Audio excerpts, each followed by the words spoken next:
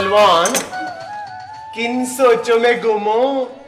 कहीं प्यार तो नहीं हो गया तुम्हें? वो बड़ा मार रही माँ, वो सारी सोचों का खाना खराब करके रख दिया तूने। हाय हाय पहलवान, कैसे बात करते तुम हैं? तुम्हें लेडीज के साथ बात करने की तमीज नहीं है? बदतमीज ना हो तो। रीमा, और लेडीज से बात करने के लिए तू आजकल रेसलिंग करता फिरता ही है। हाँ। तो चला ना पहलवान, मेरे साथ रिहर्सल कर। और बड़े दफा और मुझे अपना काम करने दो यार। ओए पहलवान, वो जलेबियां किसके दे के आए थे मेरी जान? बस दे आया था यार इधर उधर। इधर उधर? और इधर उधर देने वाले तो तुम हो नहीं। पहलवान, ये जलेबियों के साथ कहीं दिल भी तो नहीं दिया है तुम अपना? मुझे तो ना जलेबियों में ना कुछ काला काला लग रहा है। चल मैं चेक करती हूँ। बड़े होड़ी माँ, और क्यों मुझे डिस्टर्ब कर रहे हो? हाय हाय, हम कब डिस्टर्ब कर रहे हैं तुम्हें पहलवान?